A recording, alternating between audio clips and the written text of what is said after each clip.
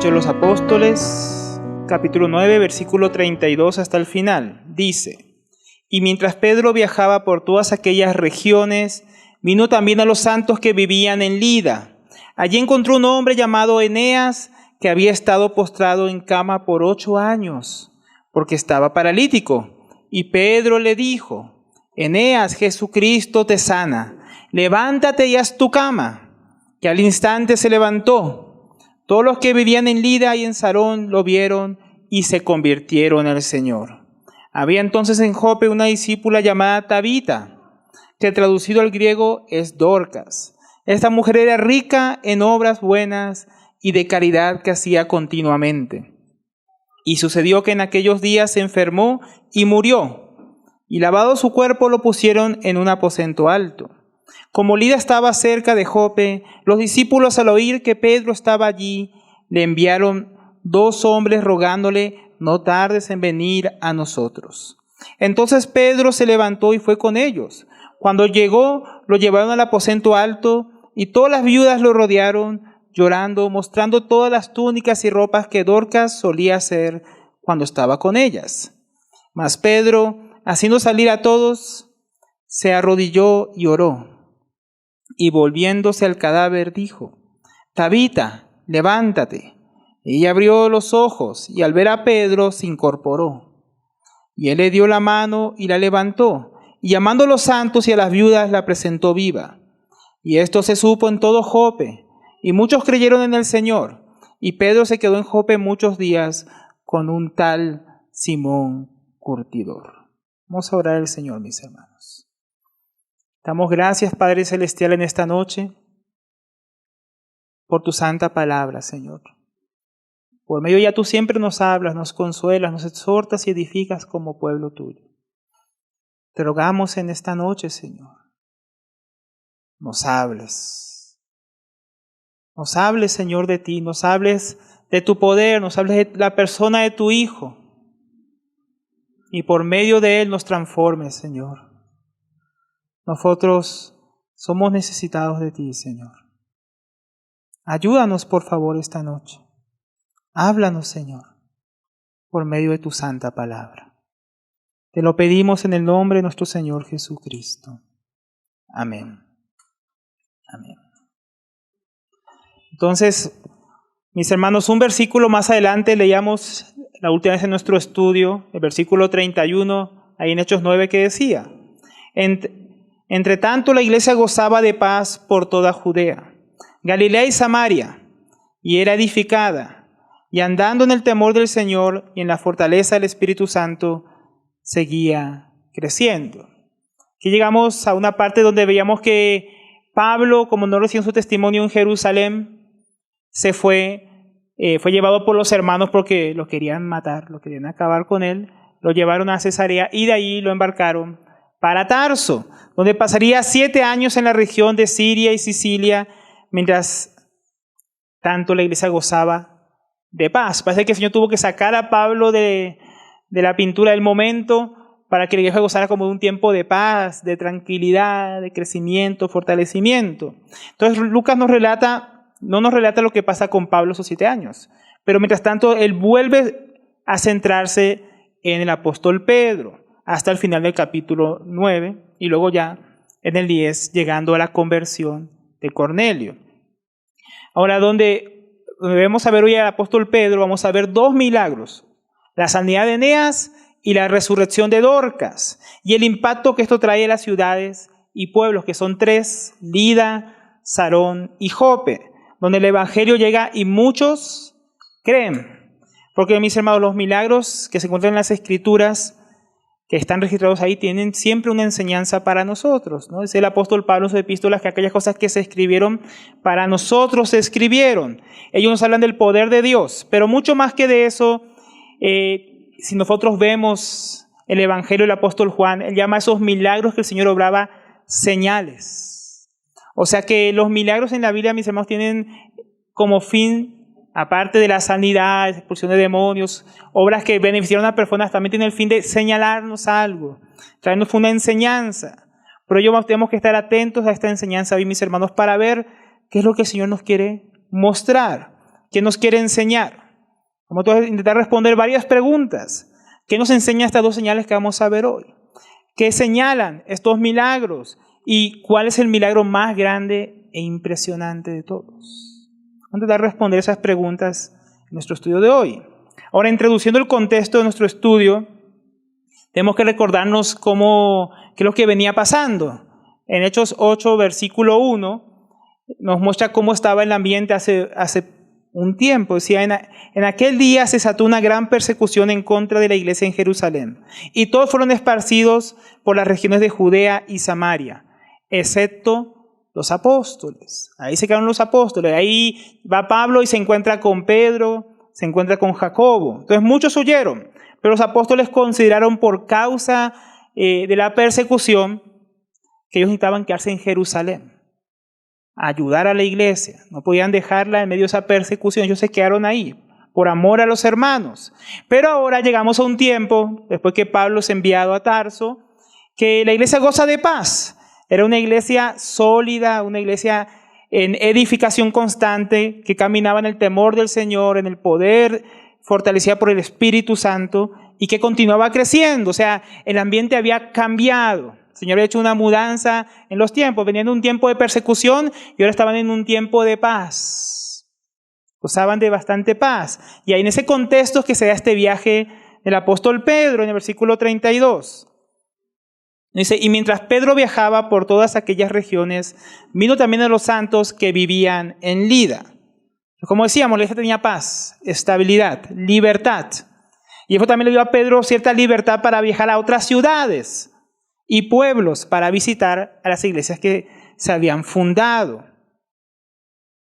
Y aquí quiero hacer un pequeño paréntesis para explicar algo que me parece que es importante. Que me parece importante ver este principio aquí en las Escrituras. Que como decíamos, los apóstoles no viajaron en el momento que la iglesia más los necesitó. No se fueron. Ahora había paz. Entonces, eso es importante que lo sepamos, mi hermano. Cuando hay un trabajo en la iglesia del Señor, un buen momento para irse, para viajar a aquellos que sirven, que tienen un ministerio. No es los tiempos de dificultad, los tiempos que la iglesia más los necesita, sino aquellos tiempos donde hay más paz. No es bueno viajar visitando iglesias, quererlas ayudarlas cuando hay inestabilidad en la iglesia local, cuando hay necesidades, cuando hay ciertas dificultades. No es un buen momento para irse. Pedro viajó cuando las dificultades en Jerusalén habían menguado, cuando la iglesia ya estaba estable. Nosotros mismos, mis hermanos, los que servimos, procuramos viajar lo menos posible, pero cuando viajamos, no procuramos hacerlo en un momento donde vemos que hay gran necesidad o que hay alguna eventualidad por la cual no pudiéramos, sino cuando vemos que hay paz, cuando vemos que hay oportunidad. Pedro pudo también viajar tranquilamente sabiendo que en Jerusalén los hermanos no quedaban solos, ahí quedaba Jacobo y otros hermanos prominentes que ayudaban a la iglesia y estaban pendientes de los asuntos allí. No es que Pedro dejó la iglesia, vean qué hacen mientras yo viajo. Había un equipo de hermanos que quedó en Jerusalén. En ese sentido, mis hermanos, es una bendición tener compañeros en la obra del Señor. Contar con más hermanos y que el Señor añada más hermanos a ese tipo de servicios. Porque cuando hay más hermanos en el servicio del Señor, es más fácil para otros hermanos que el Señor pueda usarlos para extender su obra en otros lugares, visitar iglesias, trabajar en la región. Y esto mismo vamos a verlo más adelante también en Hechos capítulo 13, donde Pablo y Bernabé pueden salir al viaje misionero que el Señor los envía. ¿Por qué? Porque quedaron otros 3 hermanos sirviendo a la iglesia. Entonces vemos que es un principio de las Escrituras. Y vemos por qué justo en este momento es que Pedro comienza este viaje. Vemos la situación de Jerusalén, que está mucho mejor, que hay paz, que hay tranquilidad, y que habían hermanos que podían ser responsables mientras Pedro viajaba. Entonces allí, volviendo al contexto, vemos que Pedro viaja y visita a ciertos hermanos. Mientras Pedro viajaba por todas aquellas regiones, vino también a los santos que vivían en Lida. Ahora, Lucas no nos menciona por qué regiones, por qué lugares anduvo Pedro. Tal vez Pedro anduvo por más lugares de lo que están aquí contándonos Lucas. Aquí no nos cuenta cuánto Pedro se demoró en este viaje, cuánto tiempo venía haciéndolo, pero nos relata su viaje a Lida. Dice, Pedro fue, podríamos decir, al sudoeste de Jerusalén, a Lida, que era una ciudad conocida ya en el Antiguo Testamento como Lot, más o menos a 35 kilómetros de Jerusalén, o también conocido en aquel tiempo como un día de viaje. Tal vez tú dirías, bueno, caminar 35 kilómetros en un día yo no lo hago. En aquellos tiempos la gente caminaba o de repente fue en alguna mula, en algún caballo, para llegar más rápido. Y dice que en ese viaje vino también a los santos que vivían en Lida. Allí se citó a los santos, es decir, a los apartados, los discípulos, los creyentes que vivían en esta ciudad. La Biblia no nos dice nada de cómo llegaron los creyentes a esta ciudad o cómo se fundó la iglesia, en qué circunstancias. Podría haber sido fundada por aquellos que huyeron de la persecución cuando Saulo empezó a perseguir a la iglesia, y en Hechos capítulo 8, versículo 1. Podría ser esos santos que escaparon y llegaron a Lida y fundaron una comunidad de creyentes. Podría ser Felipe, que venía por toda la costa después de evangelizar el eunuco etíope y llegó hasta Cesarea. Le quedaba de camino.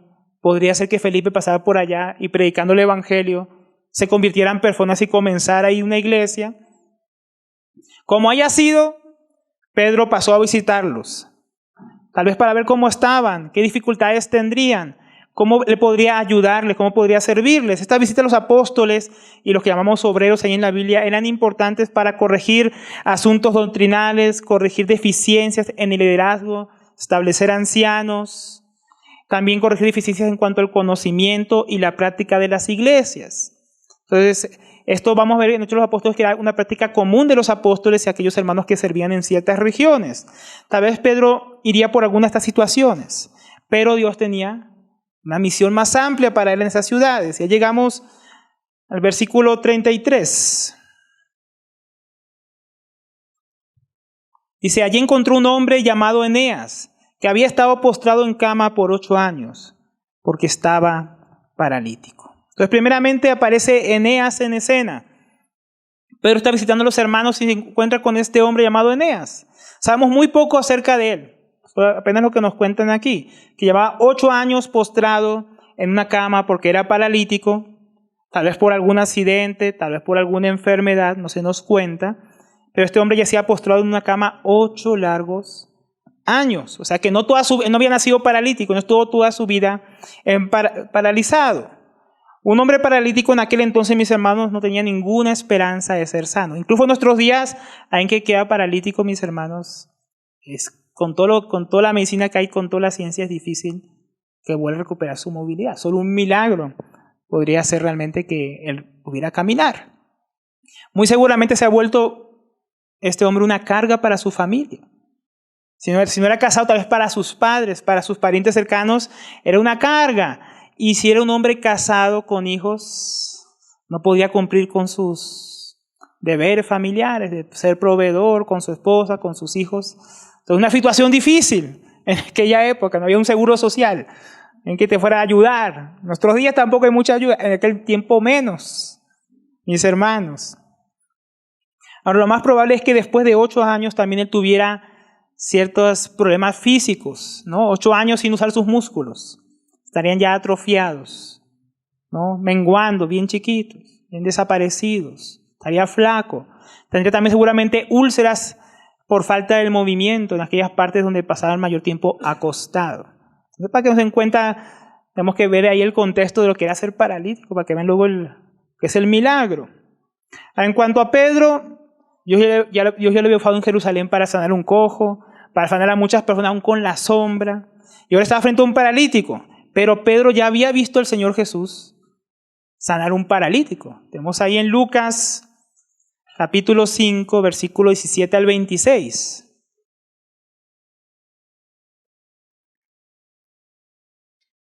Vamos a leer el versículo 17, dice: y un día que él estaba enseñando, había allí sentados algunos fariseos y maestros de la ley que habían venido de todas las aldeas de Galilea y Judea y de Jerusalén, y el poder del Señor estaba con él para sanar. Está el Señor Jesucristo rodeado de muchos maestros de la ley que parece que por curiosidad, fariseos, maestros de la ley, se fueron a escuchar qué es lo que enseñaba aquel maestro de Nazaret. Y aquí nos dice algo interesante Lucas: el poder de Dios estaba con él para sanar, no solo para enseñar. Entonces, resumiendo lo que sigue la historia, los amigos del paralítico no pueden acercar al paralítico al Señor Jesús, porque hay mucha gente escuchando la enseñanza. Entonces levantan una parte del techo, bajan a su amigo, y el Señor Jesús, a ver la fe de ellos, Dice al paralítico, tus pecados te son perdonados. Y ahí pasa esa tremenda escena donde los fariseos casi que se rasgan las vestiduras. Este es un blasfemo, cómo solo Dios puede perdonar pecados. A ver, lo estaban pensando, no lo decían. Y el Señor Jesús, que conocía sus pensamientos y sabiendo lo que estaban ellos cavilando en sus corazones, para zanjar el asunto, Él termina diciendo en el versículo 24, pues para que sepáis que el Hijo del Hombre tiene autoridad en la tierra para perdonar pecados, dijo el paralítico, a ti te digo, levántate, toma tu camilla y vete a tu casa. Y al instante se levantó delante de ellos, tomó la camilla en que había estado acostado y se fue a su casa glorificando a Dios. Sin duda Pedro se acordaría de esta escena, que el Señor Jesús tenía poder para sanar. Y también en Pedro estaba el Espíritu Santo, que lo estaba guiando justamente a esto. El versículo 34 dice, y Pedro le dijo, no solamente acordándose el poder del Señor Jesucristo, lo que él ya había hecho, y guiado por el Espíritu Santo. No fue algo como que Pedro se le ocurrió, sino la propia guía del Señor. Dice, Eneas, Jesucristo te sana, levántate, haz tu cama. Y al instante se levantó. Hay muchos están pensando que el milagro es que hizo su cama. Si era un milagro, tal vez que alguno aquí haga su cama cuando se levanta. Pero el milagro no era ese. Primeramente Pedro dijo, Jesús te sana. Pero estaba reconociendo de quién venía el poder realmente para sanar. Que viene de Dios, que es en Jesucristo. No dijo, Pedro te sana, ¿no? O yo declaro que ahora eres sano, ¿no? Era muy diferente. En su nombre. ¿Qué diferencia con la sanidad de nuestros días, no? Tantos sanadores que andan por ahí diciendo, yo ahora digo, y sé sano ya, ¿no? Ni siquiera mencionan al Señor Jesús. Otros días como que la gente promueve su propio nombre. Aquí Pedro está promoviendo el nombre del Hijo de Dios, el nombre de Jesucristo. También podemos ver que es por la causa de Él, por la causa del Señor Jesús. Pedro no tenía una agenda personal, no era un sanador itinerante, como vemos muchas veces en nuestros días. Yo en estos días estaba viendo una ciudad en otro país, e invitar a un sanador, y todo el tiempo, todos estos días publicando ahí, ¿qué tal, hermano? ¿Qué sanidad? Que venga y reciba su sanidad, que venga y reciba su milagro. Y todo acerca de esa persona, y todos los videos que están subiendo de él, y todo lo que él está haciendo, y nada, el Señor Jesús. Todo promoviendo el ministerio de esta persona. Pedro promovía era al Señor Jesús, que era por su causa, que nadie llegara a pensar por error que Pedro era el que sanaba. No es como esas campañas de hoy, ven y recibe tu milagro, ven y recibe tu sanidad. ¿Qué quieres que Dios haga por ti? El Espíritu Santo guió a Pedro, le mostró lo que debía hacerse, que debía hacerse esa sanidad. Y también, como en otros casos, no. Una cosa importante que tenemos que ver aquí, mis hermanos, es que, como hemos visto en otros milagros, Dios es soberano, ¿no? Como decíamos, Pedro no lo hizo en su nombre, no lo hizo en su propia agenda, era la agenda del Señor. El Señor tenía a Eneas ahí para que él fuera sanado y el nombre de Cristo fuera glorificado. Es la obra de Dios y Él sabe a quién sana y a quién no. Vamos a ver por qué es tan importante tener en cuenta eso. Ahora, Pedro solamente era el canal de esta sanidad, no era él que sanó. Dios es el que sana. En su poder, Jesús te sana. Pedro no tenía ningún poder para sanar al paralítico. Pedro no sabía hacer milagros, ni tú ni yo tampoco sabemos.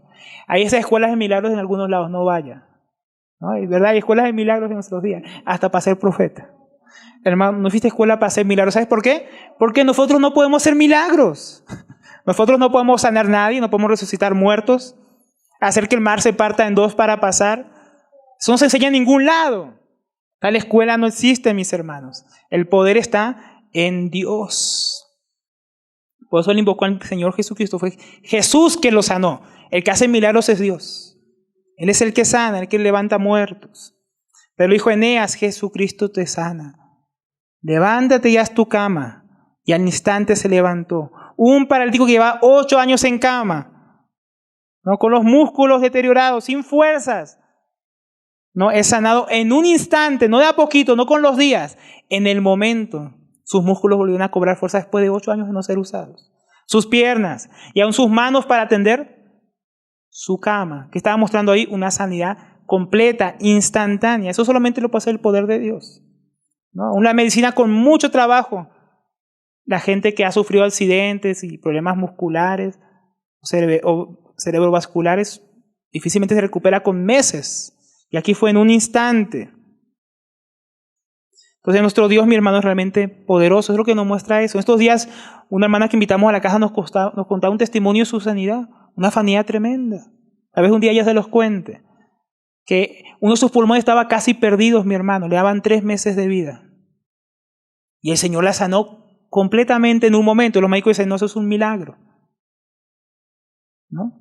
Algo tremendo. Solamente Dios puede hacer ese tipo de cosas, mis hermanos. Y los médicos examinan su pulmón y dicen, tus pulmones están como si fueras una mujer más joven.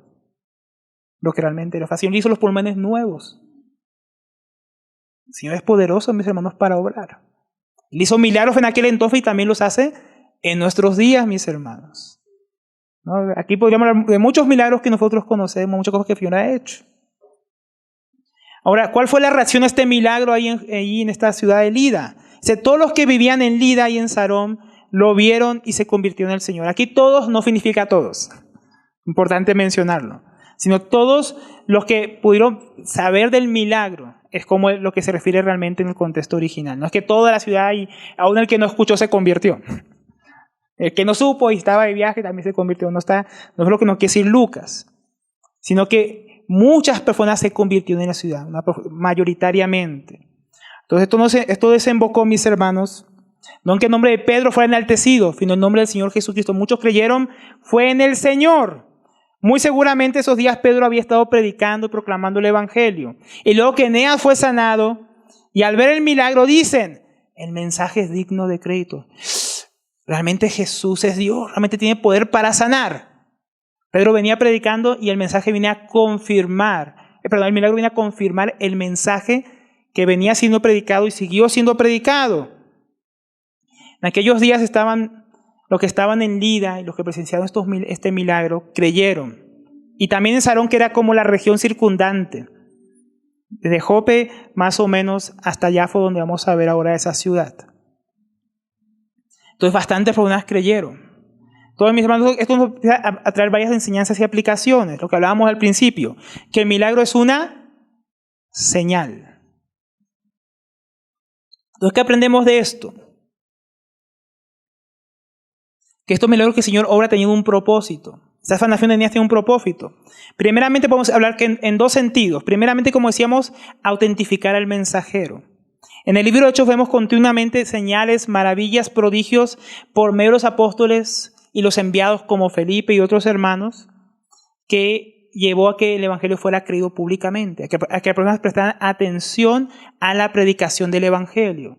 Una cosa importante es que Dios estaba confirmando a aquellos que le había enviado.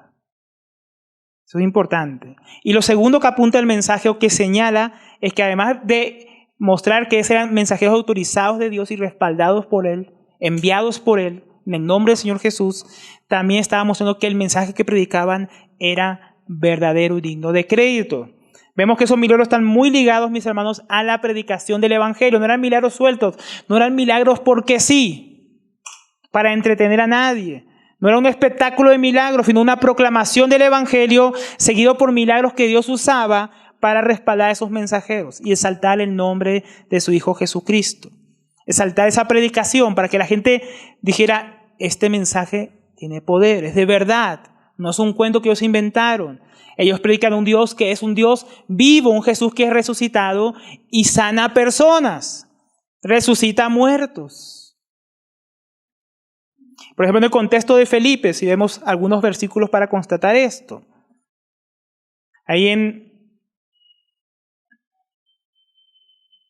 Pero no Felipe el evangelista, sino ahí el Evangelio de Juan, capítulo 14, versículo 10.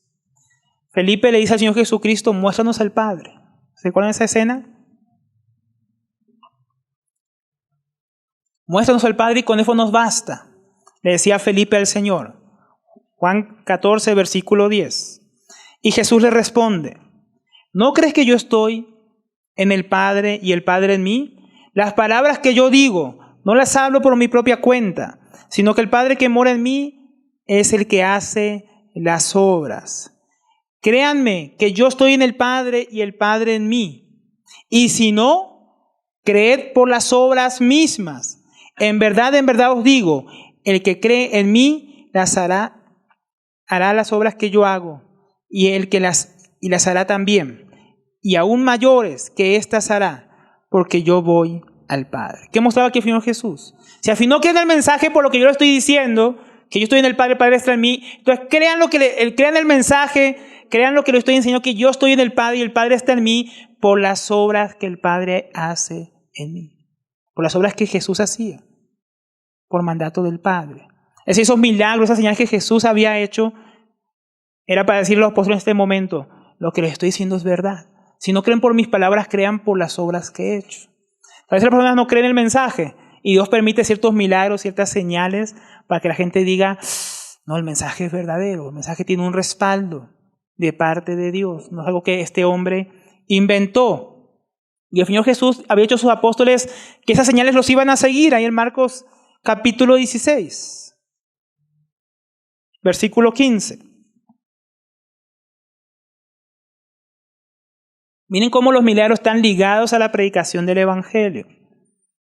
Marcos 16:15 dice, y les dijo, id por todo el mundo y predicad el Evangelio a toda criatura, y el que crea y sea bautizado será salvo, pero el que no crea será condenado.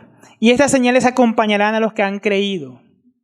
En mi nombre echarán fuera demonios, hablarán en nuevas lenguas, tomarán serpientes en las manos, y aunque beban algo mortífero no les hará daño.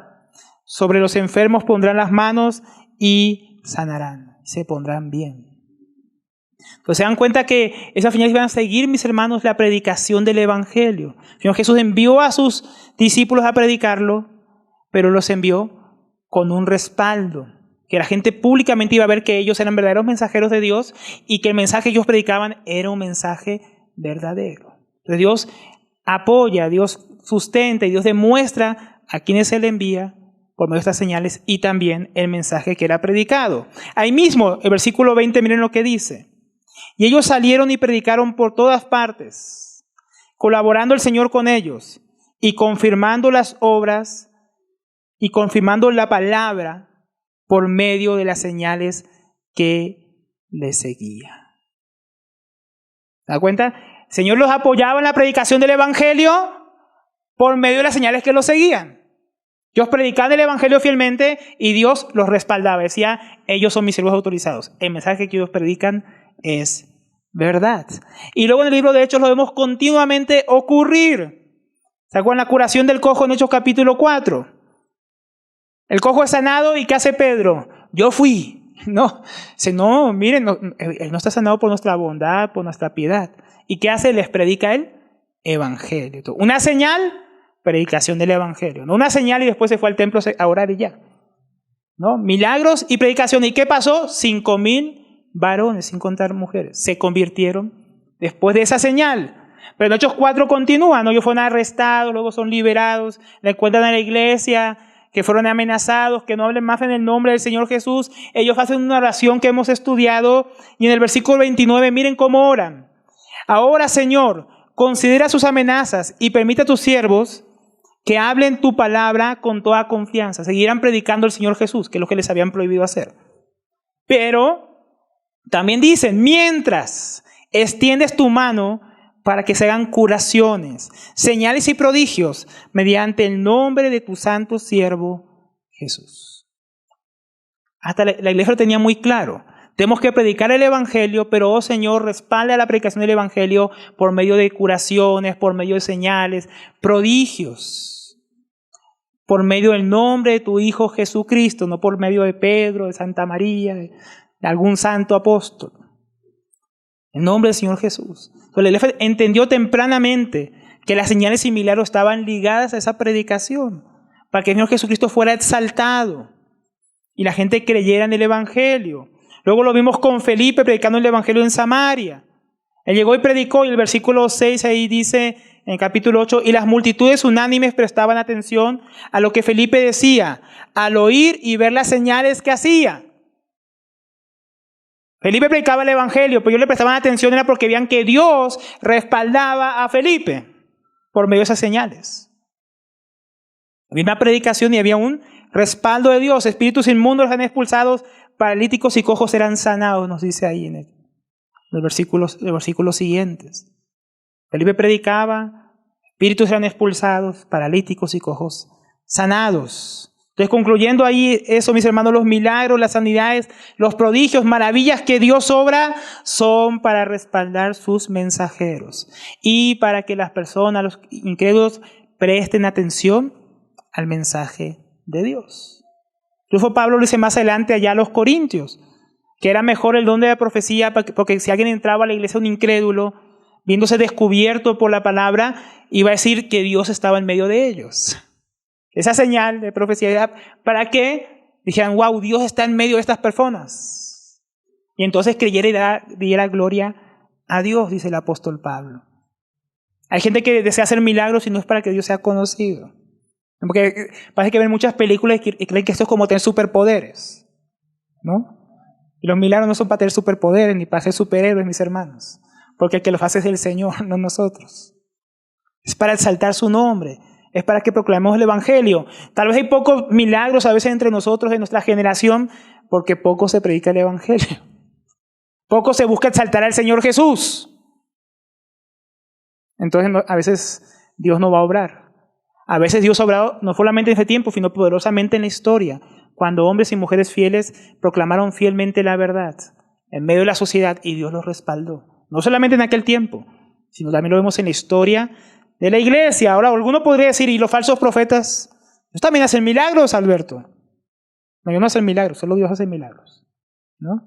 Ellos hacen falsos milagros. Como ver en Tesalonicenses, creo que este domingo, un poder engañoso para que los que no creen y aman la verdad sean engañados. Eso es otro tipo de señales. Entonces vemos que un mensajero de Dios es verdadero porque el testimonio de Dios concuerda con las señales. No solamente hacer milagros, no solamente hacer que baje fuego del cielo.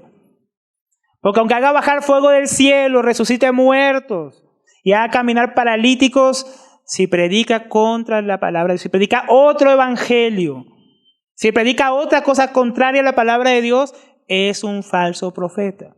Las señales y los milagros tienen que concordar con el mensaje. Por eso los encontramos juntos en la Biblia y no separados. ¿Se dan cuenta? Tienen que ir juntos. No son milagros porque sí. Entonces, si hay señales y milagros y el mensaje es contrario al evangelio, como dijo el apóstol Pablo, sea anatema, es maldito, es falso. Es un falso billete, es un falso milagro para engañar personas. Y ahí siguieron los milagros, ¿no? Las personas se convirtieron al escuchar este milagro, pero eso no terminó ahí. Versículo 36. Lucas nos sigue contando qué más pasó en este viaje de Pedro. Dice, había entonces en Jope una discípula llamada Tabita, que traducido al griego es Dorcas. Esta mujer era rica en buenas obras y de caridad que hacía continuamente. Comencemos hablando del contexto. Jope, a unos 18 kilómetros de donde se encontraba Pedro, de distancia, o sea, mucho más cerca que un día de viaje. Jope, también conocida como Iafo, en nuestros días significa belleza. Donde se encuentra hoy la actual Tel Aviv. Usted no ha ido, pero ahí es casi como la segunda capital de Israel. Y hoy en día todavía se conserva Iafo como un barrio dentro de Tel Aviv. En tiempo del rey Salomón es por donde entraba la madera para la construcción del templo que él hizo para el Señor. Y es también en su puerto donde el profeta Jonás, ¿se acuerdan de Jonás? Quiso embarcarse para ir a Tarsis y no cumplir lo que Dios le había mandado ir a Nínive a predicar. Esta es esa ciudad, Jope. En ese momento era una ciudad judía que los romanos le entregaron a los judíos, donde habían creyentes, muy probablemente también tal vez evangelizados por Felipe, que subió por toda la costa desde Azoto hasta Cesarea, o como decíamos, tal vez fundada por hermanos que escaparon de la persecución de Jerusalén. Y ahí se encuentra una mujer llamada Tabita, Dorcas, que también se puede traducir Gacela al español. Había entonces en Jope una discípula llamada Tabita, que traducido en griego es Dorcas. Aquí nos cuentan su nombre, nos cuentan que era una discípula. De Eneas nos decían que era un creyente, ¿no? Al contrario, aquí de Dorcas se asegura que es una discípula, es una creyente. Tal vez ahora Eneas ya era creyente, fue lo que el Señor había hecho por él. Pero aquí se encuentra esta mujer que ya era discípula, ya era una cristiana. Y también se nos cuenta qué es lo que ella hacía. Esta mujer era rica en buenas obras. Era una mujer rica en buenas obras. Esta palabra obras en el griego habla de trabajo, servicio, hechos constantes. Una mujer muy laboriosa, una mujer muy ocupada en hacer lo bueno. Rica expresa tanto la calidad como la cantidad de sus buenas obras. O sea, tal vez no era una mujer pudiente, no se nos cuenta si era una mujer con riquezas o con una posición privilegiada económicamente, pero al final nos dice que era rica en buenas obras. También dice, y de caridad, que hacía continuamente. Esa palabra caridad en el griego es elemosune, que es compasión hacia otros. También puede traducirse limosna, como traducen algunas Biblias. Es decir, usaba sus recursos y sus dones para ayudar a otros en sus necesidades. Como decíamos, no se dice que fuera rica, que tuviera muchos bienes, pero su riqueza era su trabajo y su servicio para ayudar a suplir las necesidades de otras personas. Esta mujer, en otras palabras, era una bendición para la iglesia, era una bendición para los pobres, era una bendición para los necesitados. La gente la veía y decía, esa es Dorcas, ella te puede ayudar, ¿no? Era una mujer conocida por todos. En el verso 39, más adelante, nos dice que cuando llegara Pedro, estaría ahí su cuerpo en el aposento alto después de su muerte. Dice que las viudas iban a mostrarle a Pedro las túnicas y las ropas que Dorcas solía hacer cuando estaba con ellas. Entonces vemos que era una mujer esforzada que trabajaba con sus manos, junto con las viudas a las cuales ayudaba, haciendo túnicas, haciendo ropas, muy seguramente para ayudarles a sustentarse. Recordémonos cuando hemos hablado de viudas en esta época, si no tenían hijos o nadie que les supla, quedaban en gran necesidad. Porque no era como hoy en día con las facilidades para trabajar para una mujer. Entonces Dorcas, viendo la necesidad de estas mujeres, seguramente le dijo, hagamos un taller de confección, hagamos túnicas, hagamos ropa y las vendemos. Y así sacamos el sustento. Entonces, miren cómo trabajaba esta mujer. No se dice tampoco la edad de Dorcas, pero seguramente no era ni tan joven ni tan anciana. Pero nos dice que murió. Versículo 37. Y sucedió en aquellos días que daba Pedro por Lida, ¿no? La afanación de Eneas, la gente se convertía. En esos días se enfermó y murió. O sea, no murió de una vejez o de una muerte natural, sino de una enfermedad. Y lavando su cuerpo, lo pusieron en un aposento alto. Esta mujer que era de tanta bendición para los necesitados y la iglesia, se enfermó y murió. Y levantando su cuerpo, lo pusieron en este aposento alto. En aquel tiempo los judíos tenían la costumbre, mis hermanos, no como hoy en día que a veces hay velorio de 3 días, ¿no? En aquel tiempo lo ponían en un lugar después de lavar el cuerpo y antes que baje el sol, a enterrarla. Y eso más va a entender el versículo siguiente, el 38.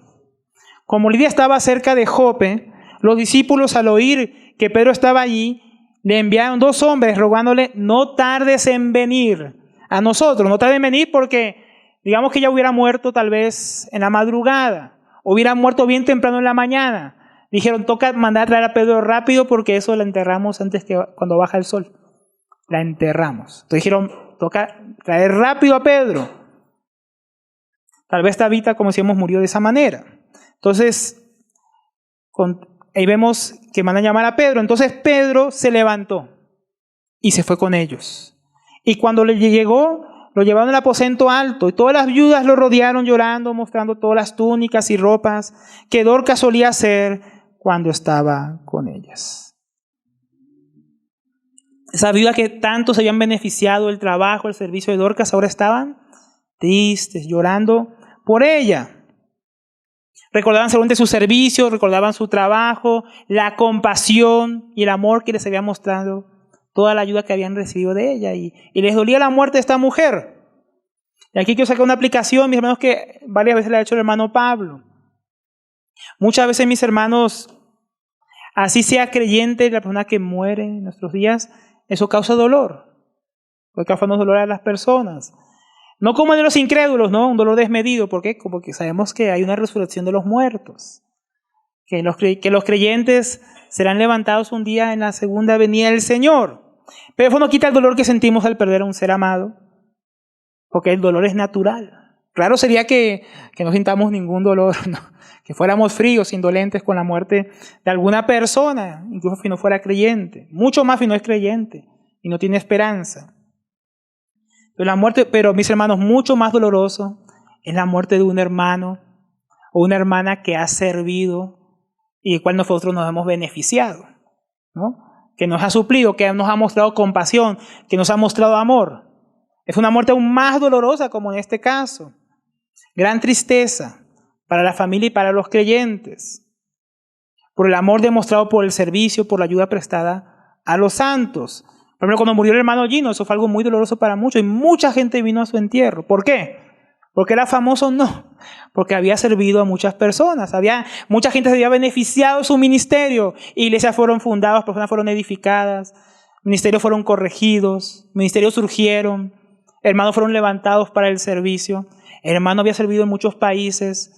Era natural que causara gran dolor su muerte. ¿Por qué? Porque su servicio había sido amplio y beneficioso para el pueblo de Dios.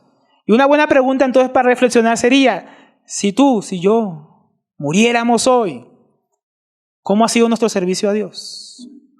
¿Le hemos servido siquiera como esta mujer? ¿Estoy usando los dones y el trabajo que tengo para servir con compasión a otros y edificarlos? O si yo muriera hoy, tú murieras hoy, los hermanos sentirían una gran pérdida, ¿no? Pues sentirían una pérdida, pero una gran pérdida, así como estas mujeres lo sintieron con Tabita, que se veía fielmente entre ellos, o los hermanos sentirían alivios con nuestra muerte y dirían, no, ese hermano más problemático. Ese hermano no quería servir, ese hermano ni conocíamos su nombre. Venía a la reunión y salía corriendo cuando terminaba la reunión. No dio tiempo ni a tratarlo, nunca lo vimos servir, llegaba tarde, lo veíamos indispuesto. Ahí daría mucho pesar porque uno dice, desperdició su vida. Pero sentirían el pesar que uno siente por la muerte de un hermano amado que ha servido, que ha sido presente, que ha mostrado amor por los otros. ¿Sentirían eso por nosotros si muriéramos hoy? ¿Llorarían por ti y por mí como lloraron por Tabita? O llorarían y dirían, bueno, sí, el hermano está con el Señor. Tenía que irse porque tenía tantos problemas, era tan problemático, tantas situaciones. Lo mejor era que partiera con el Señor. ¿Qué dirían de nosotros?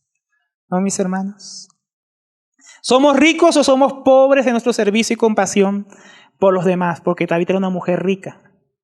¿Cómo está nuestro saldo bancario de obras en el cielo, mis hermanos? Para el Señor, las obras nos salvan, pero las obras enriquecen, mis hermanos. El servicio, la vida cristiana, le dan sabor, le dan sentido ese servicio al Señor y a los demás. ¿Cómo está nuestro saldo, no? Pasando esa aplicación, mis hermanos, ahí en el verso 40, ahora vemos el milagro. Mas Pedro, haciendo salir a todos, se arrodilló. Lloró. Notemos que, mis hermanos, que Pedro no se disponía a hacer un espectáculo. No dijo, traigan el muerto acá, delante de todo, llamen a la ciudad, va a hacer un milagro, ¿no?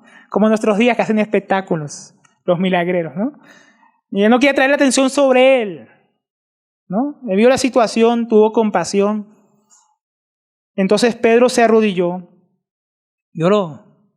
Volviéndose al cadáver, dijo, ¿no? Volviendo al cadáver, él se arrodilló, lloró. Eso es lo segundo que hizo. Primero sacó a toda la gente, no quería hacer un espectáculo. Lo segundo que hizo es arrodillarse y orar. Él no era presuntuoso como los milagreros, pero él sabía quién tenía el poder realmente para sanar. Él no confiaba en sí mismo. Mostró humildad, oró al Señor. Él necesitaba su guía.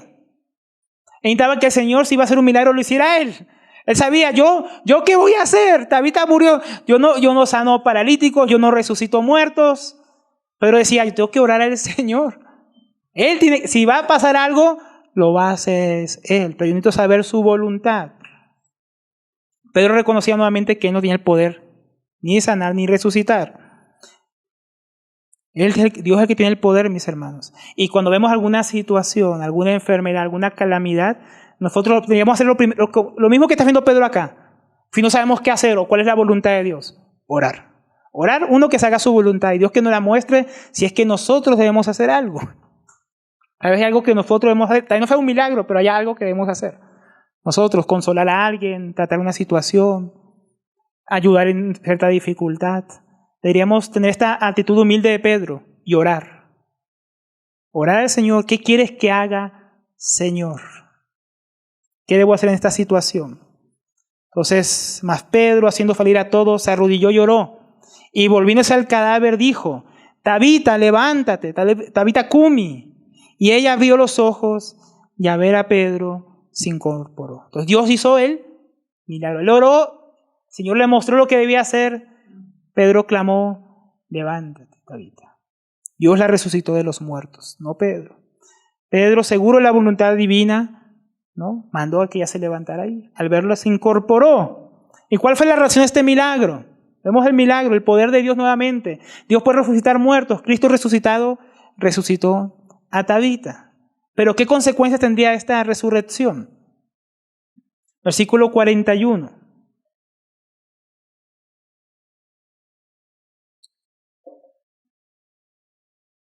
Y él le dio la mano y la levantó, y llamando a los santos y a las viudas, la presentó viva. Qué alegría habría en el corazón de la iglesia y de aquellas viudas que estaban tan tristes al ver a aquella mujer que ellos tanto amaban, que tanto les había servido, resucitar a los muertos.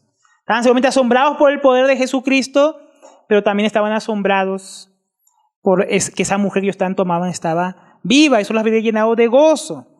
Si nuestro Señor vive y resucitó a nuestra amada Tabita, el milagro no debía quedar oculto. Por eso Él se los mostró. Debía quedar testimonio de la iglesia del cual era el poder de Dios. Y a esas viudas, aquella que había estado muerta ahora estaba viva. Ahora, no nos dice mucho la reacción, ¿verdad? Que no dice y se alegraron, se regocijaron, hicieron fiesta. No nos cuenta mucho, ¿verdad? No nos cuenta nada de la reacción. Esto es lo que podemos imaginar de lo que pasó, de cómo reaccionaríamos nosotros, ¿no?, si algún hermano querido muriera y resucitado, ¿no? Yo creo que nos llenaríamos de temor de Dios.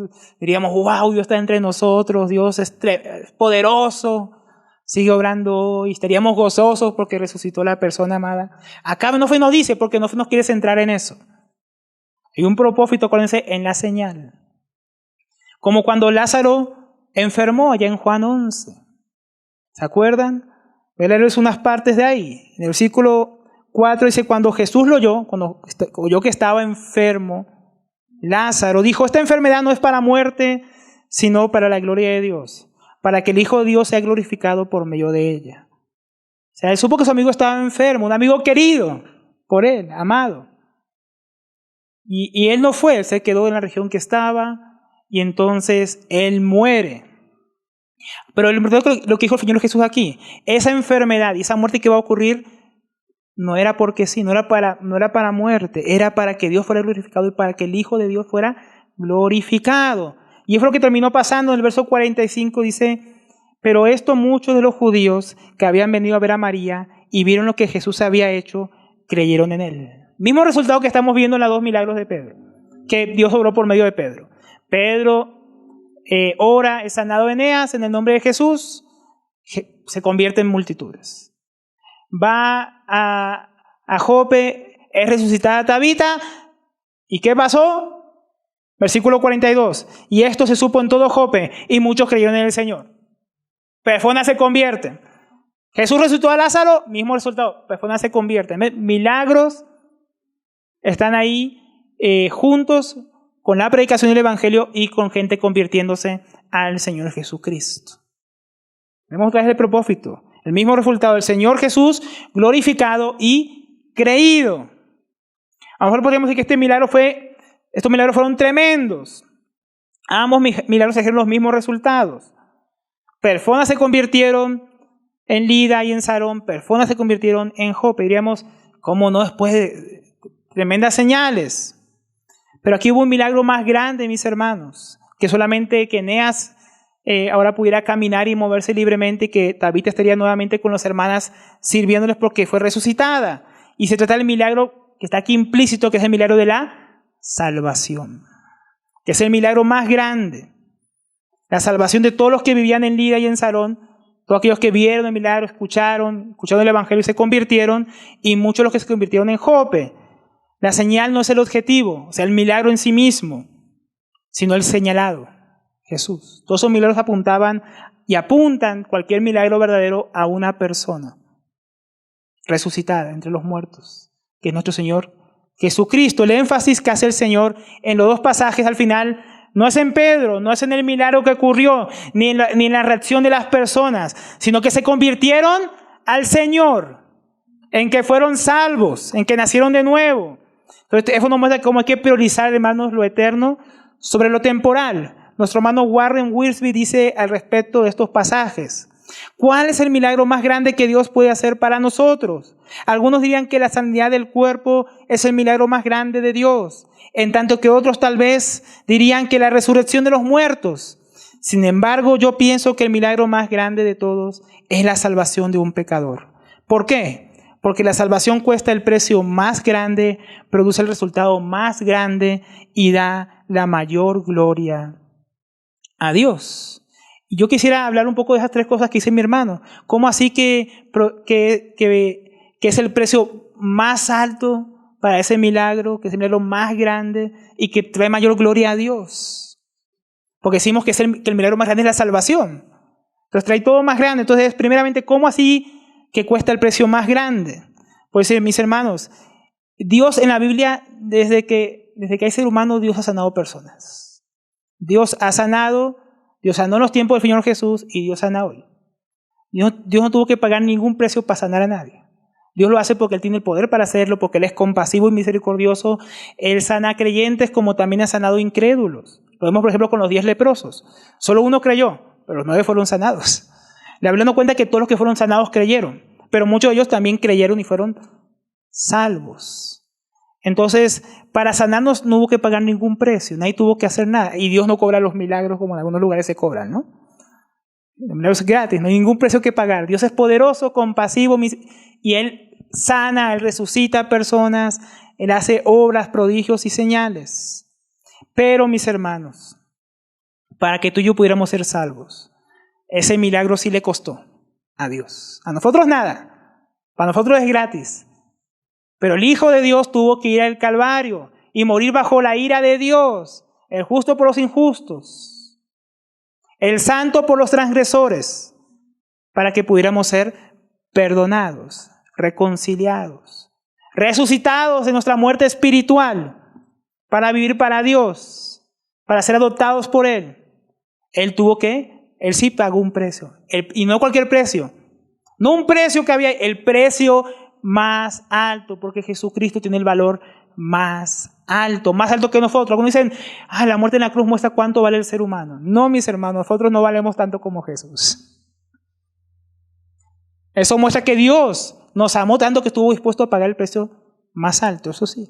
Pero no dice que nosotros valemos tanto.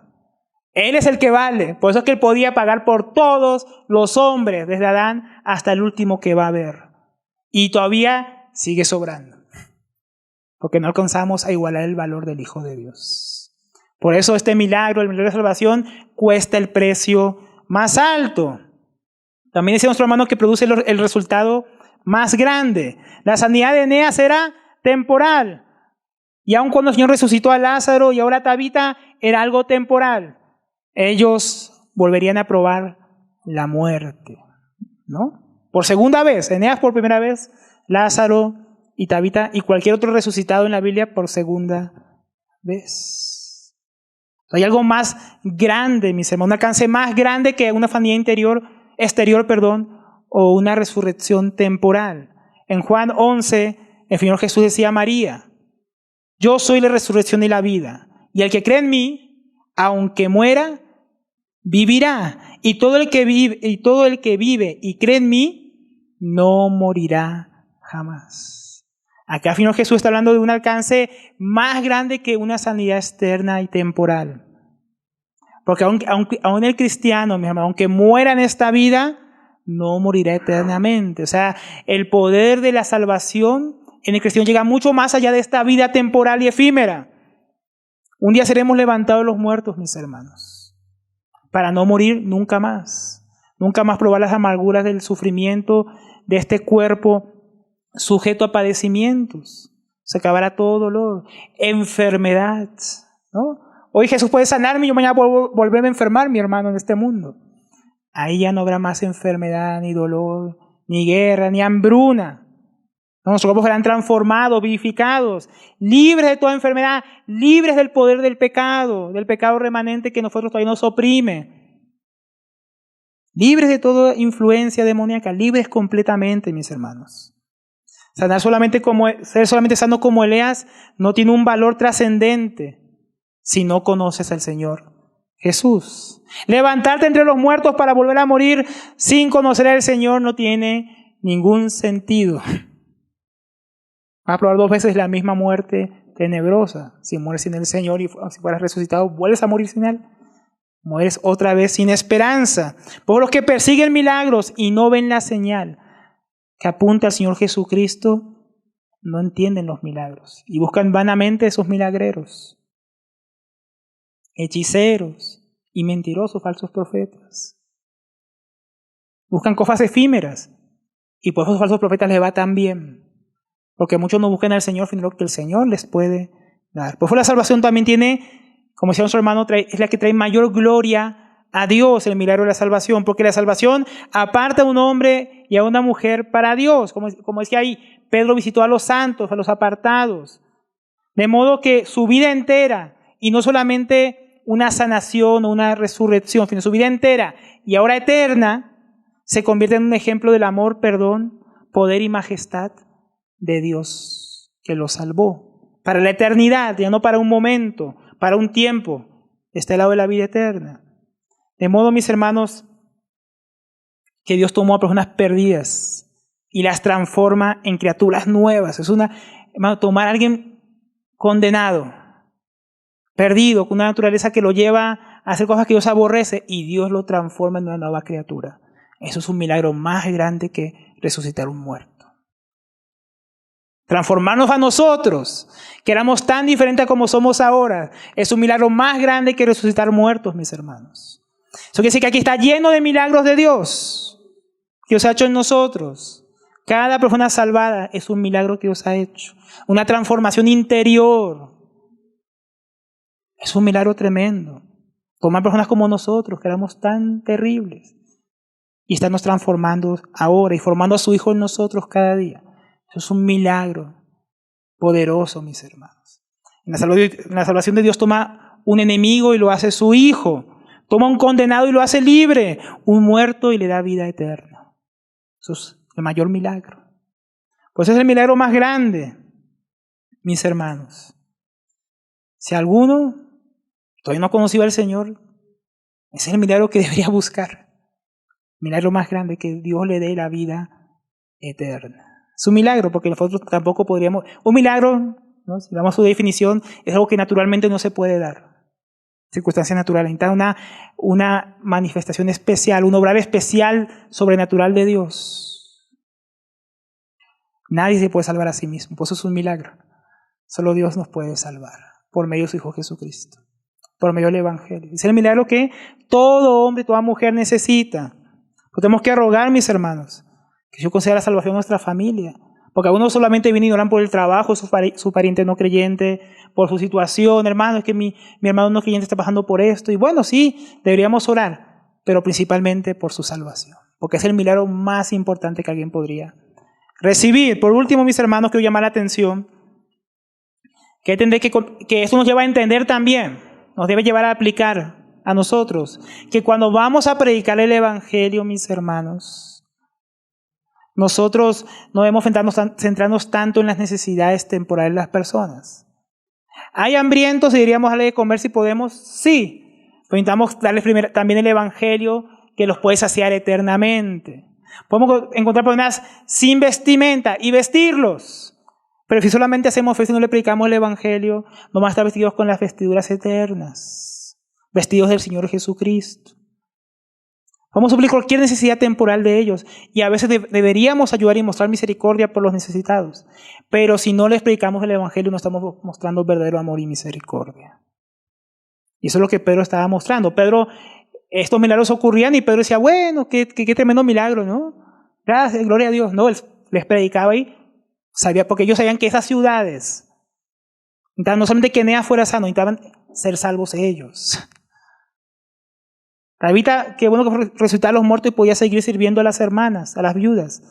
Pero había un mayor servicio que necesitaba la ciudad de Jope, el milagro de la salvación. Pero nosotros tenemos que entender la importancia, mis hermanos. Porque en el Evangelio muchos han caído en nuestros días en ese altruismo humanista, de ayudar a las personas solamente en lo externo, descuidando lo más importante, su salvación, ¿no? La necesidad más urgente, más profunda, más relevante y real en este tiempo y para la eternidad es que les prediquemos el Evangelio hoy para que se arrepientan y crean en el nombre del Hijo de Dios y Él los salve. Es necesario, Jesús dijo, te es necesario. Tener plata, un psicólogo, mejorar tu economía. No, nacer de nuevo, le dijo a Nicodemo. Te es necesario. Entonces, esa es la necesidad mayor, mis hermanos. Versículo 43. Y Pedro se quedó en Jope muchos días con un tal Simón Curtio, ¿no? Pedro se quedó ahí, igual que se quedó unos días en Lida, para solamente consolidar a aquellas personas que habían creído en el Evangelio. Entonces, concluyendo, ¿qué hemos visto? Hemos visto que los milagros no son porque sí, son señales que Dios usa para confirmar a sus mensajeros y el mensaje que manda a predicar el Evangelio.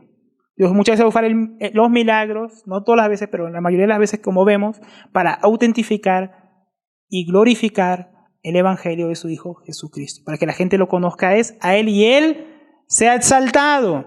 Entonces, ¿qué deberíamos hacer nosotros? Debemos orar como la iglesia de Jerusalén, mis hermanos. Señor, mientras predicamos el Evangelio, haz señales, haz prodigios, sanidades, para que el santo nombre de tu Hijo sea exaltado, mientras predicamos el Evangelio.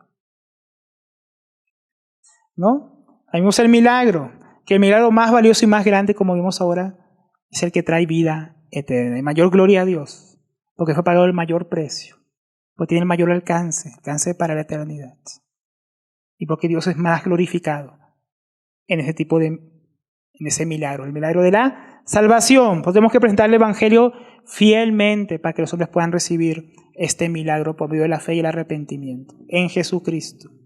Quiere el Señor, mis hermanos, darnos de nuevo para predicar el Evangelio y que seamos de tipo de hombres y mujeres que oran a Dios como Pedro oró, que buscan a Dios como Felipe, como Pablo más adelante, para que seamos usados para que las personas reciban el mayor milagro, el milagro de la salvación, pero también Dios confirme su mensaje glorioso y exalte a su Hijo, haciendo prodigios, señales, sanaciones en medio de nosotros también. El Señor quiere que seamos ese tipo de hombres y mujeres. Si yo quiero que seamos esa iglesia, mis hermanos. Vamos a dar gracias al Señor.